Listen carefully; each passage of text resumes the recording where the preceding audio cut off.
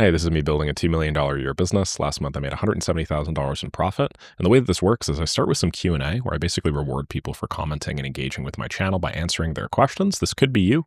Just leave a comment down below any daily updates video and I'll get back to you eventually. Then I cover some growth stats, aka my growth over the last 24 hours. And then finally, I round it out with some live strategy. And today's live strategy is going to be all about churn reduction. I'm the number 8 community by revenue on School today. If you count both of my communities, I think I'm number 3 or number 4 or something now. So that's ludicrous. Obviously, I need to be focusing on churn reduction. I'm going to walk you guys through what that looks like. This is my main channel over here, top left-hand corner. Just published a video called 80% of Automation in just 29 minutes. Just about to hit 68K subs. And then this is my daily updates channel where I basically just go to the comment reel and then I scroll all the way down to the bottom to answer. So the first question was from the lovely David DDO.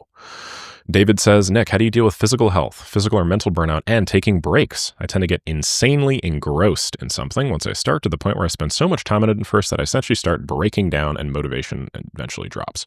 Especially in tech and AI, I often feel like I have no time to be resting if I want to take advantage of this opportunity and outrun other people, and I'm not doing enough, but that feeling backfires. I do feel like I probably never learned this much useful information in my life like I did in the last 2 months. Awesome. I'm not doing automation, but I'm really into AI.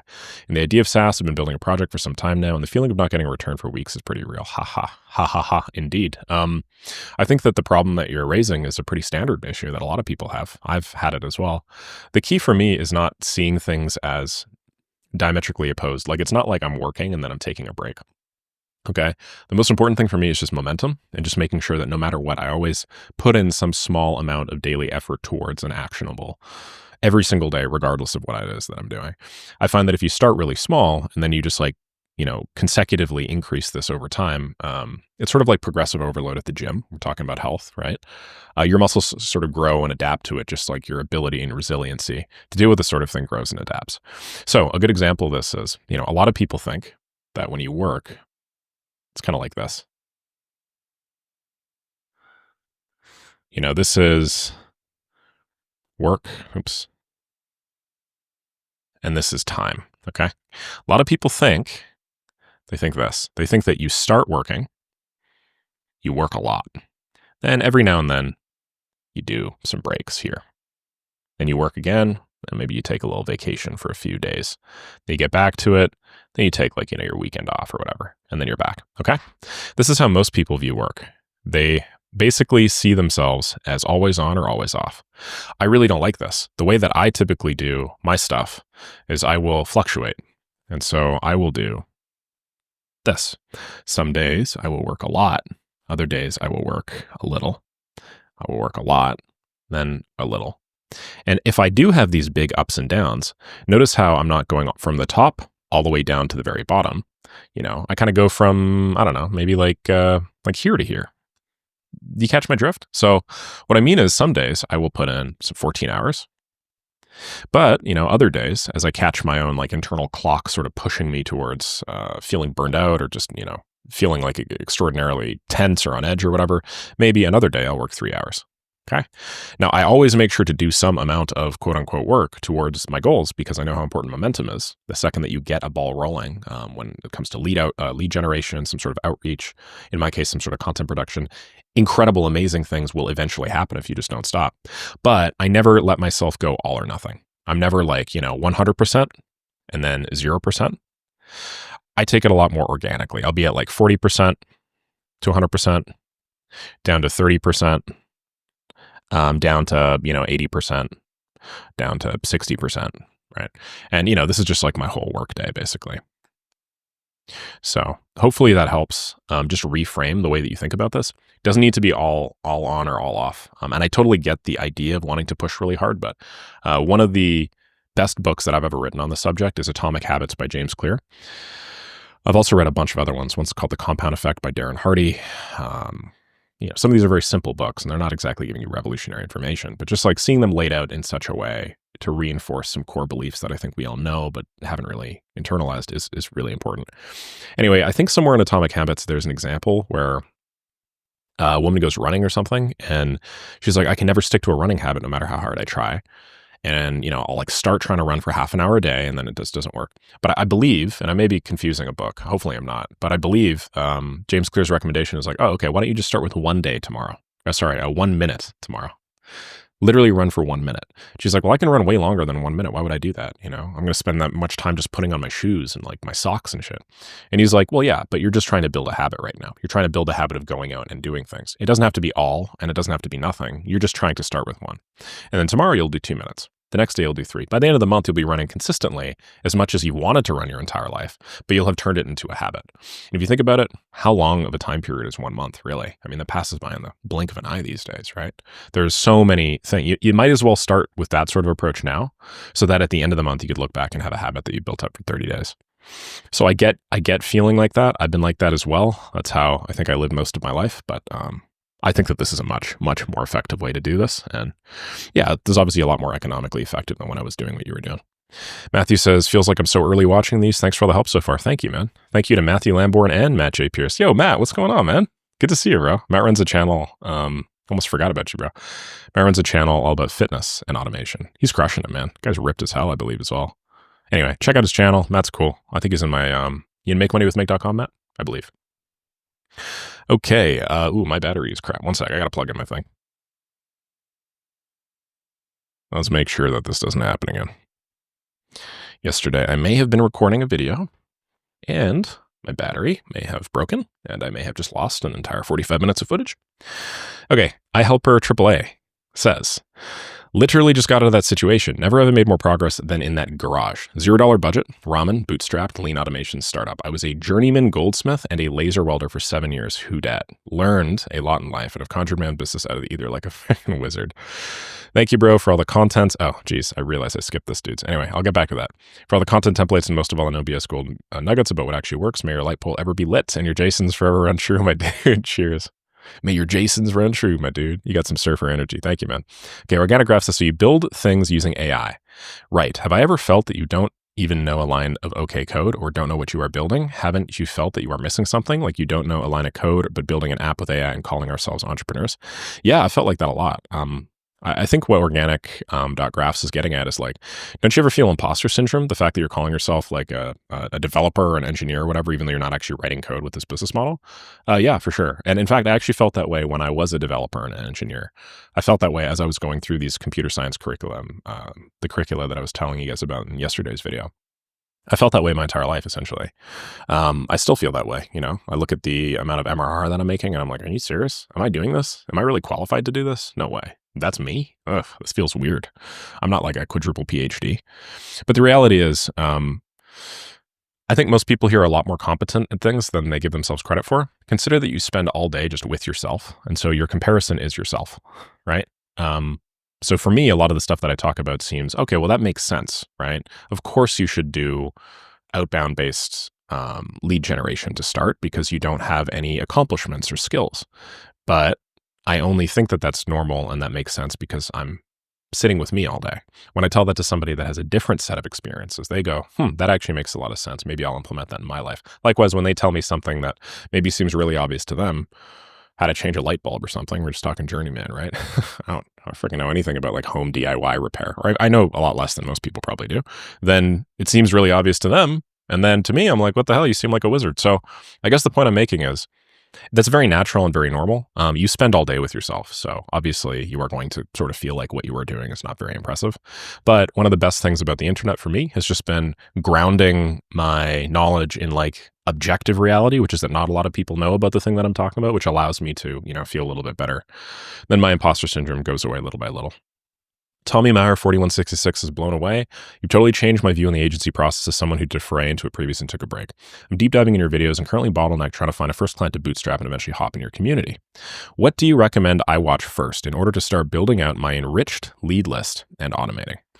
The very first video that I recommend you watch on how to get up and running with outbound. I think you should do, if you really want to like bootstrap, I think you should do Upwork. And I have a ton of videos on Upwork. Well, maybe not a ton, but I got a couple that are pretty valuable.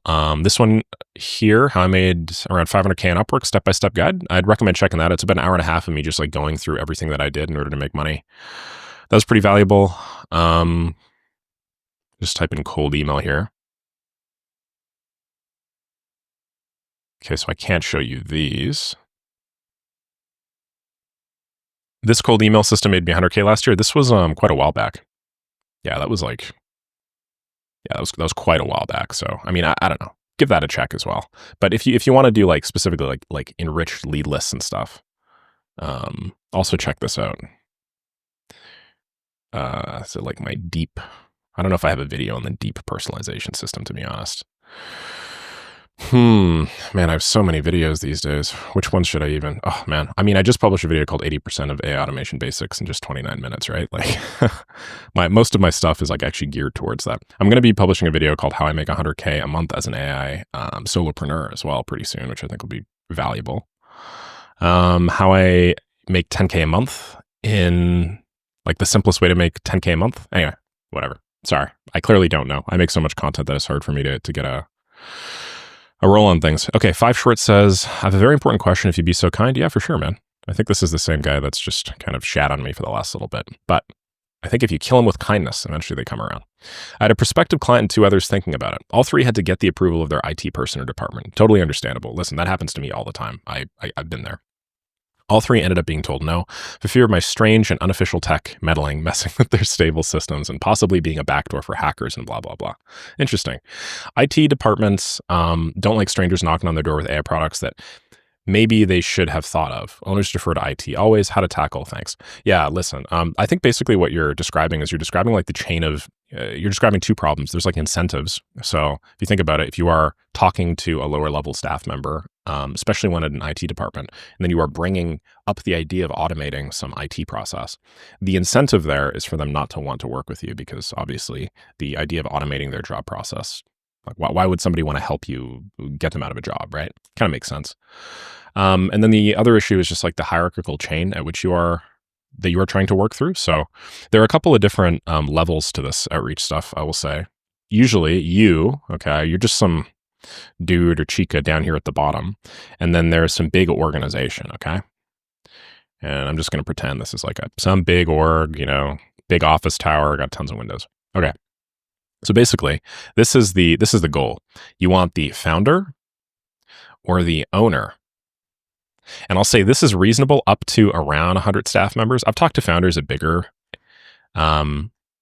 companies than about 100 staff members, but I don't know, like usually they end up having to do a bunch of approvals process stuff too. So under 100 staff members, if you can find the founder or owner, you're probably okay. So this is like top line. This is like ideal, okay? So this is sort of number 1. This is what you aim for. You can get founder and owner email addresses and phone numbers and stuff like that the same way that you get all the other ones. My recommendation for you is go through like a lead, go through one of my lead pipelines where I basically use Apollo to like create a search for the sort of company that I want to work with and sell products to. Then use Apify to scrape that big list in order to get a list of email addresses. And then my recommendation for you is filter by like founder, owner, partner, co-founder, limited partner, and there are a couple of other search terms. But basically, like if you filter by those search terms, you're just going to have a list of the decision makers, right? So ideally you do that, okay? That's number 1. Now, if you can't do that, or if the company is bigger than 100 staff, then my next recommendation is kind of like level 2, okay? Now, I call this C-suite.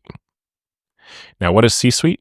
C-suite's basically like CEO, CTO, COO, CRO, Chief Revenue Officer, that's a new one, CAO, Chief Automation Officer, that's a new one, Chief Sales Officer. Anyway, basically just look for anything with chief in the title and then try and pitch them.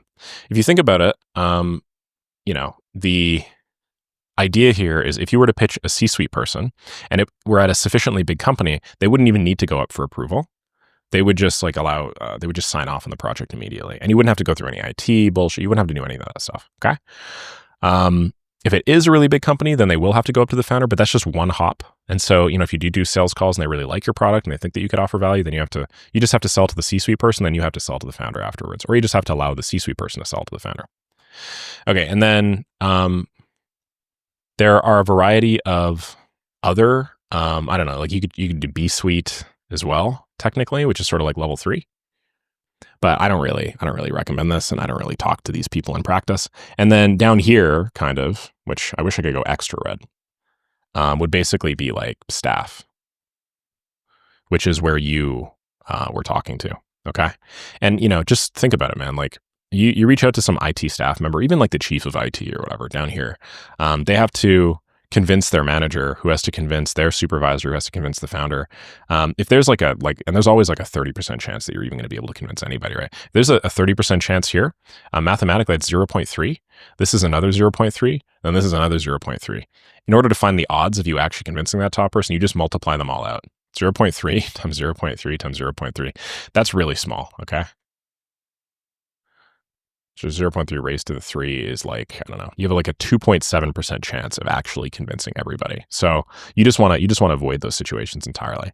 That's why I typically focus on like small to mid-sized businesses instead of enterprise, because while you can typically charge enterprise companies more money because they see more value in a lot of the stuff because they're usually a little bit further behind, or they're more monolithic, or they use out-of-date software platforms, you also just have a substantially lower likelihood of making it because you have to fight constantly uphill. So yeah, my recommendation for you, 5 shorts, would just be to avoid that problem entirely. Okay, just don't even talk to the IT people in a business. Just avoid them and go straight to the owner or straight to the founder. And then when you pitch them, you don't pitch, hey, here's a system for you that does this. You say, like, hey, I think you could make way more money. I think that you could, I don't know, 2x your ROI on this campaign. I think that you could realistically drive between $30,000 to $50,000 a month more with this thing that you're doing. And here's one quick little way that, I think you can do that. Here's what the system looks like. So lead with the benefit and then worry about the implementation of the system afterwards. Because the people at the top, all they really care about is the benefit. They don't actually care about the implementation of the system. You could sell somebody at the top on the benefit. They won't care what the implementation is, and they'll just say, okay, great. You say that you can make me $50,000 over the course of the next 3 months, then do it. Do it. Here, do whatever you want. I'll pay the money. Just give me that ROI. They'll stamp on IT guys' heads all day if they have to, because usually that's their business. And usually they don't care about the way things are done. They just want to make sure things get done.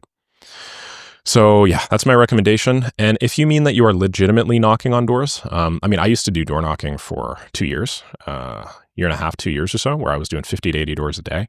It was brutal, man. I don't actually think that door knocking for most businesses really has any place these days, and I probably wouldn't do it myself. My recommendation would be just do some sort of automated outreach method like I'm talking about. It's a lot more scalable. Hopefully that helps. Hopefully you don't respond with a "screw you, scammer, I hate you." And even if you do, I'll be here to answer your next question. Brendan AW says, Tai Lopez doesn't exactly have the best reputation. I get that it'd be great exposure for your brand and good for business, but one of the biggest reasons not the biggest people in your community love you is because of your authenticity and stellar reputation. A complete disregard for clout. Thank you. To be honest, the way you nonchalantly just brushed him and his team off multiple times is way cooler than if you actually got on the podcast. To me, that is. My respect for you, 3x. Thanks. Say yes is easy, but saying no takes a different breed. Besides the general consensus that he's a charlatan, what business does he have selling AI automation info products that are just surface level, unlike what you get for free on your channel? Have you, as you have always said, teach the thing you are doing. Either way, do you, Nick, do what's best for you in the business. That's just my opinion, nothing more. Just to give you guys some context, Tai Lopez reached out to me himself, and then a bunch of his team members had reached out to me in previous weeks being like, hey, you should come on my podcast. You should do this. You should do that. I watched a couple of Tai Lopez's initial social media marketing agency courses, and I found them like super valuable when I was at the very start line of my business. So I was considering doing this podcast, and I just did some brainstorming out loud about whether or not I should. I noticed that his views per podcast were a lot lower than I would have thought they were for a 3 million subscriber channel. So I was just kind of playing around with the idea. Does it make sense? Whether or not the guy, and I haven't talked to the guy, so all I'm going off of is like secondhand stuff, and I don't want to do that. But whether or not he's a super cool guy and he delivers a ton of value. And he obviously has, guys. I mean, this guy ran one of the most viral marketing campaigns on planet Earth. Obviously, he's a brilliant business person. Say what you will about the stuff that he is, the products or whatever. And I've, very limited experience with him, so I can't really speak too much on it. But he's obviously a brilliant business person, right? So yeah, I'm just trying to figure out, does it make sense from a return on my investment perspective? Do I have to fly all the way out to this podcast studio and wherever the heck he is? I think he's in Florida. I don't know for sure. And Brennan was giving me his thoughts on that. Sarcasm says, hey, Nick, do you watch your anime with subs or dubbed? Yeah, subs, man. 100% subs all the time.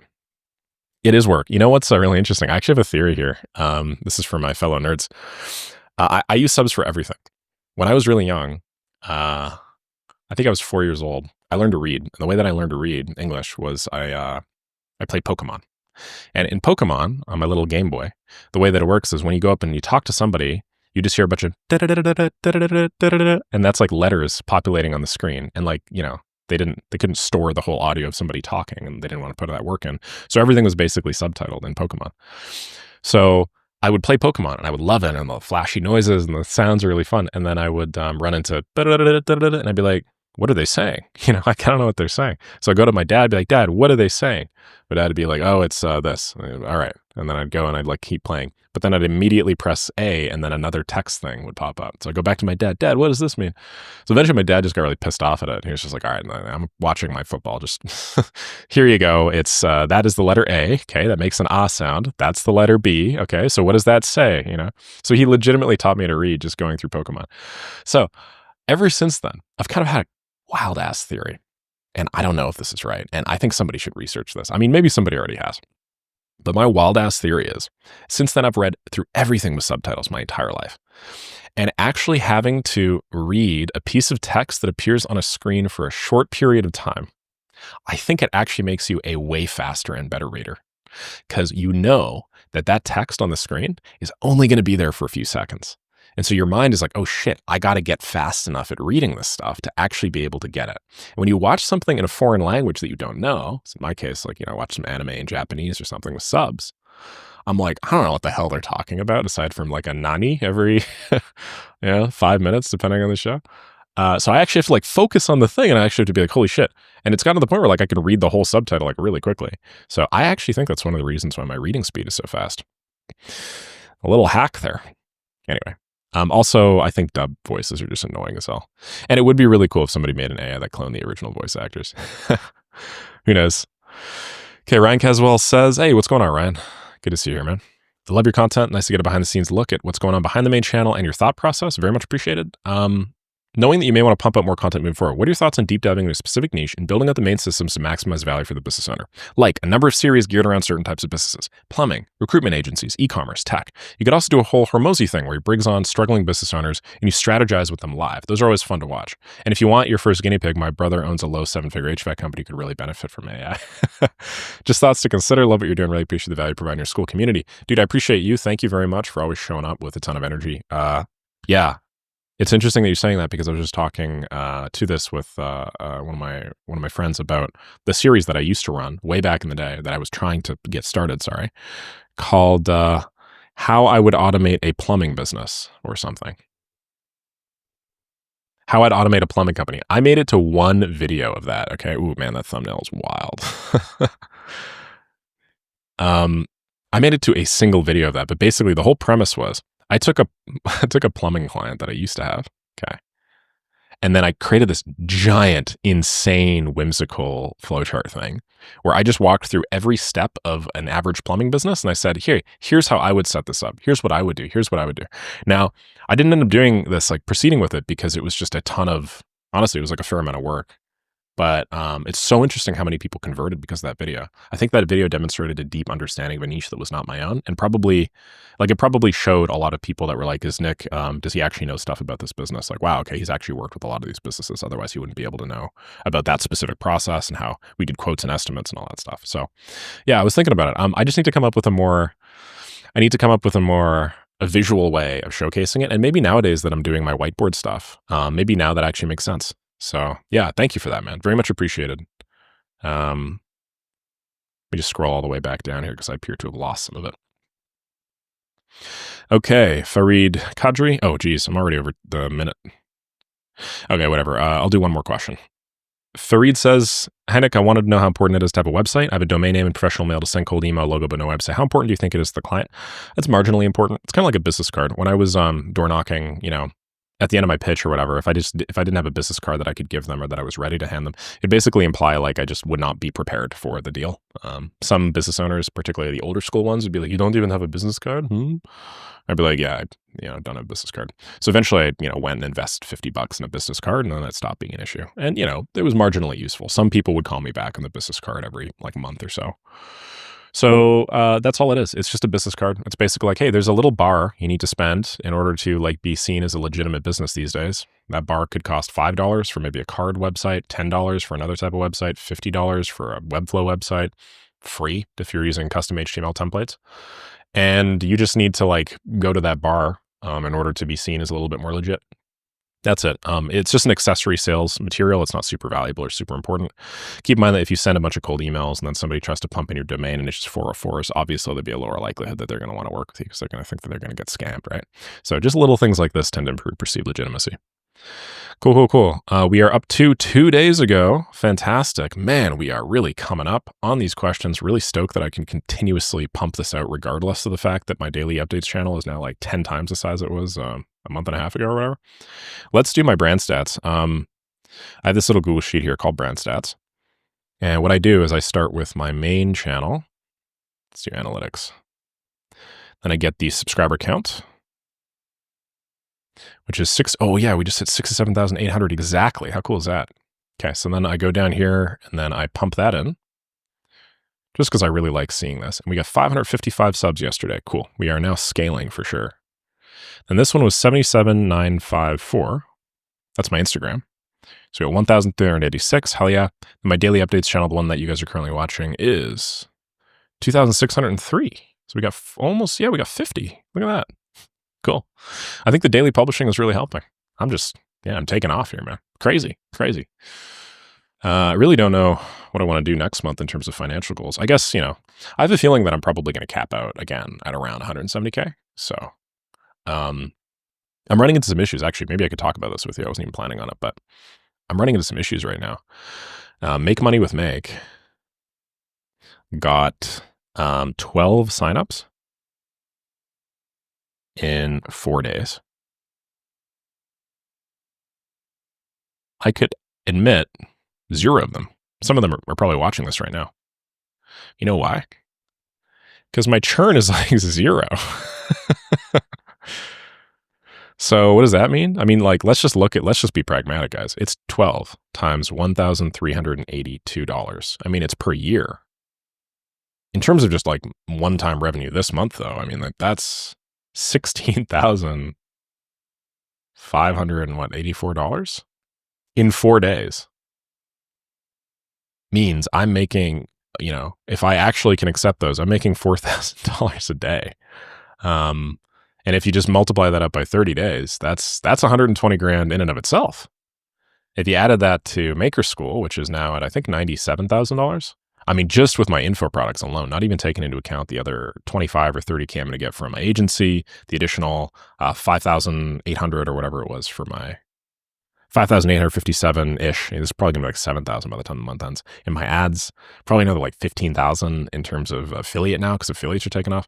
Like, I mean, this is already what, 217,000? Plus, I mean, I don't know. I think that'd be like 250K. Here's the thing. I can't do any of that. I've made 0 of this. So I need to figure out a way to solve that. It's kind of my own. Yeah, I mean, it's my own fault. I never really thought that my brand would get to the point this quickly where I could run a community, have 400 members that are willing to pay me as much money as they are, and then do so consistently. So this is a permutation of a bigger problem that I've had for a while, which is just, I got that cap on the community, and I really don't want to have to create another product, sort of high ticket thing where I have to do all these calls and stuff, and it's just a lot less time leverage. But it's like, where do I kind of go from here? I can kind of tell my pre-existing community members, like, hey guys, I want to increase the cap, but like, if I do that, I'm going to lose a little bit of perceived, like, I'm going to lose some of my reputation because I said that I was going to set this cap up at 400, and I was like, it's 400. It's never going to go a day over. It's never going to go a person over 400.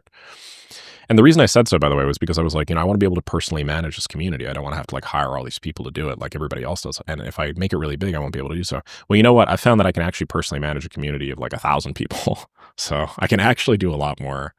But I don't know, man. I don't know. So I'm considering different options and different ways I could recoup price, but I don't know how I'm going to do it. Anyway, that's an aside. That's one other thing that I'm considering. Maybe if you guys have some thoughts, I'd love to hear them below. It's nice to be able to crowdsource thoughts from people that are actually in my groups and they understand the problems that I'm going through. And yeah, but let's actually talk about what I wanted to cover today strategically. We're going to make this video not super long. Don't worry. Probably only talk about this for a few minutes. My biggest issue is now churn reduction, right? I think I've shown this to you guys before, but $97,000. I'm sorry, I'm jumping around a lot now. Okay, $97,000 in MRR right now from this community, which is pretty chunky. That conversion rate has gone way down. I need to fix that. That used to be 4.5%. Now it's 3.3. Anyway, churn's 20% again, right? It was 22%. I brought it down by 2, but then I didn't publish my community exclusive, and then went back up. So anyway, I'm going to do like a comprehensive churn reduction strategy. And I also had one of my viewers here, Russ, who's probably watching this. I don't know if you're going to watch this today because I think you were busy or something like that. But if you are watching this, then great. He sent me over this great exclusive Maker Stool ideas list with a bunch of other like community churn reduction ideas. So I'm actually just going to go through this, and then I'm going to add that to my community exclusives as like a churn reduction technique. Then I'm actually just going to I'm just going to show you guys what my churn is every few days to see if this worked. So the community exclusives, just so that we're on the same page, is basically like a video that is hyper specific to my community, and it's just for my community. So for your eyes only, deep video outreach optimization guide, right? Where I just talk about, some super deep thing, including a gear list to the exact products that I would do for video outreach, my exact approach to when to talk about yourself, when to talk about the customer, how to talk about their problems, stuff like that. And then I just make it like accessible to the community. So my idea here is obviously the more assets I have that are just in the community, people don't think like, oh, Nick's going to talk about everything on his YouTube channel, so I might as well just like unsubscribe from the community. The lower the churn rate's going to get. So I was thinking about doing that. I was thinking about doing this. Okay, this is a call that's not recorded. Okay, this to me I think would be really cool. If I do a call every now and then that's not recorded. Maybe I record it, but I don't like publish it or something. You got to be here to see it, right? I think that'd be really cool. And I think this would eliminate the problem that I'm seeing where a lot of people come into my community, they download everything and then they disappear. Now, when I Google Nick Saraev Maker School later, I end up with a bunch of my stuff. Maker School course for $19.99 on Udemy by Nick Saraev. It's like, I didn't make that. Somebody's freaking profiting off me, right? So I was thinking about doing calls that are not recorded because I think that's going to decrease my churn. I was thinking about redoing month 1 videos with really high quality. Why? Because if you think about it, if I redo month 1's videos with really high quality, okay, right now, if I go to month 1 in my community, even just the pre-program, it's like a Loom video, right? So if I redo it with really high quality, where instead of you seeing a Loom video where I guide you through everything, but it's like a really high quality Wistia, where maybe it's like it starts off as like a full face like this. Hey, welcome to Maker School. I'm really happy you guys are here. Blah blah blah. I think the perceived value is going to be a lot higher. And then, like I had a pretty crappy camera back there. Obviously look different now than I used to look. There are a bunch of other things, but I think it's going to imply that, it's a lot more up to date because now I think it's been 4 or 5 months since I've like recorded most of these videos. It's been a while, right? So, that's going to help. And then let's see if there are other ones that I could do just based off of this lovely list that, Russ provided. Weekly community calls and live Q&A. Slim down to 1 hour, keep the monthly as longer. My issue with this is that's the main thing I'm doing right now for Make Money with Make. So I differentiate between Maker School and Make Money with Make, as Make Money with Make is like higher level, I want to say. We talk about like bigger things usually. There are still obviously a few beginners. Most of them are people that are really interested in improving on their business model, but usually have some prior business experience. They have money to spend. That's why they could, justify the annual subscription. So I do weekly office hours there because, there's just a lot more information, I guess, because in their case, a lot of the time information is the bottleneck. It's not actually necessarily action, right? So if I were to just make this monthly, then I feel like it would just take away from the perceived value of Make Money with Make, to be honest. I don't know. That's my take on it. So I don't know. I could. Maybe I could do this and then I could do, oh, you know what I might be able to do actually? Okay, maybe I do this. Maybe I make the calls weekly in Maker School. But then in MakeMoneyWithMake.com, I add an additional event so that I get even more information in MakeMoneyWithMake.com. And then I increase the price of MakeMoneyWithMake.com to firmly cement it as mid-ticket because Maker School is now getting pretty expensive, right? I think I started at like 50 or $48 or something, and now it's $89. So it's almost 2 times that right now, what I started at. So maybe this is actually something that I could do. What kind of event would make sense? Maybe I do like a live roast or something where I bring somebody on and then I do a live roast of their business and like talk about how I think that they could make it better. I think that'd have a lot of value for people for sure. Probably get a lot of people out, get people really excited.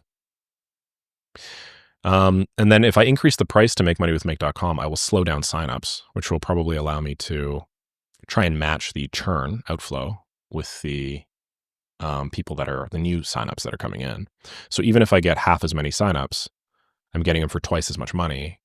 That would actually probably make sense. That's probably what I'm going to do, honestly. Just move Make Money with Make to like more of like a foundational mid-ticket thing. And then if I do weekly community calls, like a lot of the questions that people ask all the time, I'm going to be able to answer just on the call. And then, I'm only really going to have to spend like a small little marginal additional amount. Probably makes sense. Okay. Why don't I, where the hell is my, oh, right. Thought I was doing this all in a Google Doc. Maybe I do weekly calls. Maker School. Because I am also going to increase the price a lot, right? Then plus add additional Nick event to Make Money with Make. That might actually make a lot of sense. I think that might make a lot of sense. All right, cool. Well, I'm glad I could just talk about this out loud, huh? What are some other ideas that Russ came up with? Host group hackathon style collabs where we all solve a major bottleneck. This sounds cool. It really does. I don't really think this would work in practice. And also, I tried hackathons for Make Money with Make, and I found that most of the time it just detracted from the whole idea, which was making money, and turned it into more of like a technology thing. So my group is very firmly like, hey, all I really care about is making you money. That's different from a lot of the other automation groups out there, which are like, hey, like get on here and learn how to build some super intricate end-to-end system. My systems are all, as you guys know, much more basic. And it's just about how do you package these and productize them in such a way that you could sell them at scale and like make money. That's why I think my community makes the most money, because it's about money, right? It's about delivering an ROI. Community surveys on YouTube video ideas and demos, including community exclusive. It lets you share that content in your main channel, but keep some gold nuggets for the community. I think what he's probably referring to is ideas.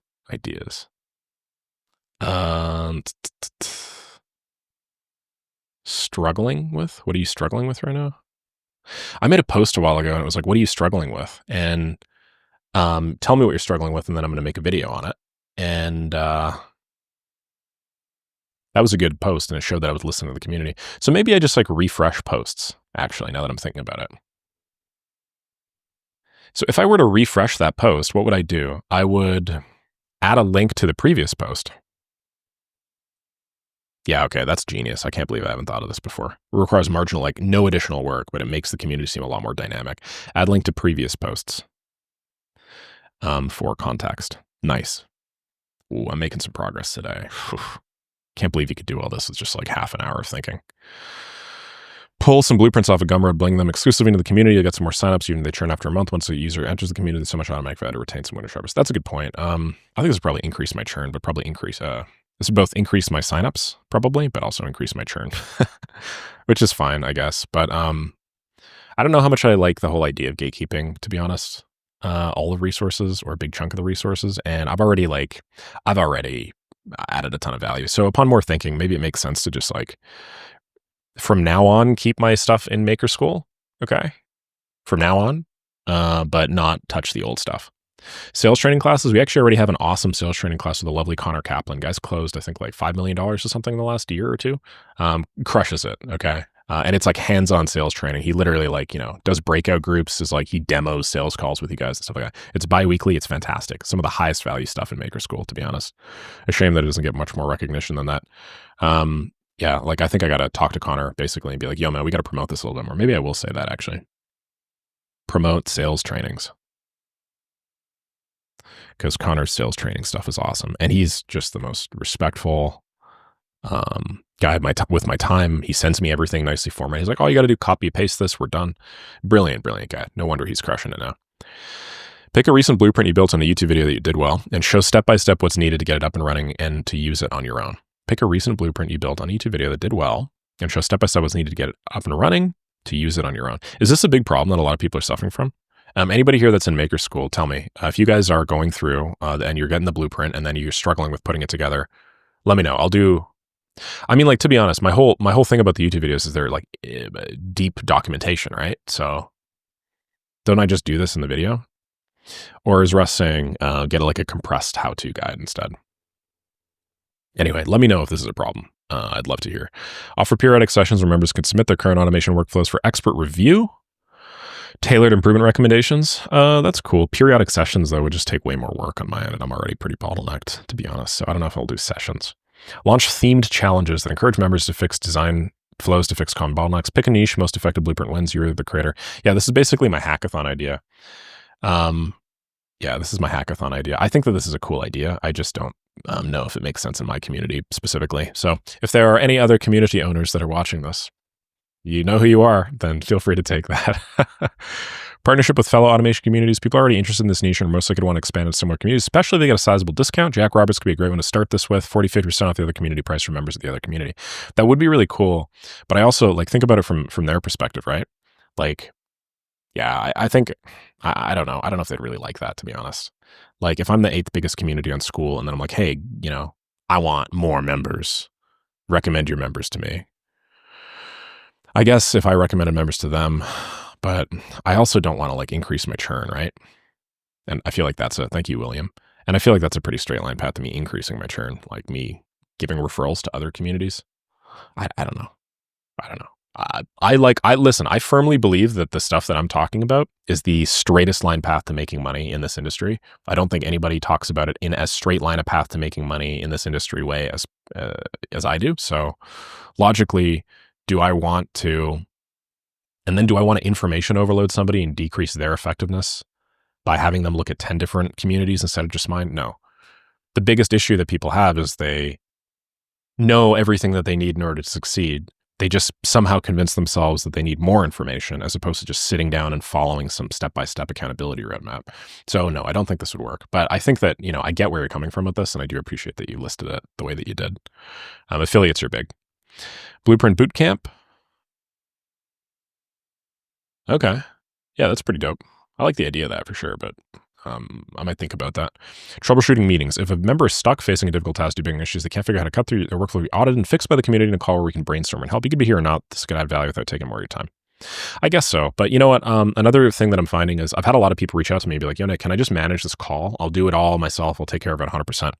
The thing is, if they do a bad job on it, it negatively reflects on the quality of the community, and then it just makes people less likely to want to stay in the community. They churn more because they're like, oh, this community sucks, or this call sucked. This guy had no idea what he's talking about. Why am I here? I just want to learn from Nick. And then it kind of puts more of an onus on me, believe it or not. So I think strategically that may not make sense to like let somebody else handle it unless I'm super confident in their abilities. Beta testing, fresh learning. Yeah, this is for sure. When you learn a new thing, yeah. Yeah. Let's just like AI, not news, AI and automation learnings. Maybe I could do like a learnings recap. Okay. So maybe like once a week, I have something where it's like all the stuff that I've learned. And then over the course of the week, I just like write it down in a note.